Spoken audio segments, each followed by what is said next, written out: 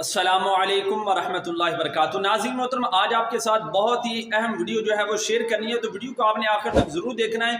अल्लामा हाफिज़ साद हुसैन निज़वी साहब की हाफिज़ सईद के बेटे से तलहा सईद से मुलाकात हुई और इस बात को लेकर जनाब सोशल मीडिया पर बहुत ज़्यादा प्रोपोगंडा जो है वो किया जा रहा है।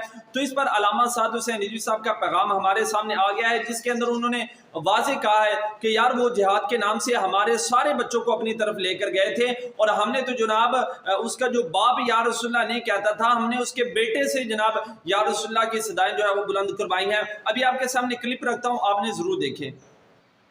अरे अभी पूरे उम्मत में से किसी की आवाज नहीं निकली।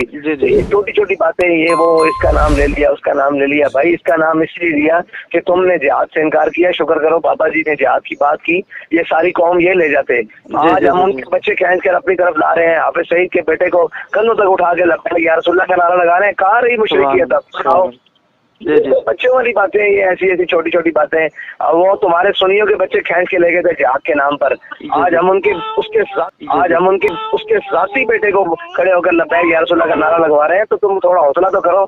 सुभान अल्लाह, सुभान अल्लाह। ये तो बाबा जी ना होते तो सारे आपके नौजवान या तो मुल्क हो जाते या तो फिर हो जाते तो दूसरे देवबंदियों की तरफ चले जाते और अहले देशों की तरफ।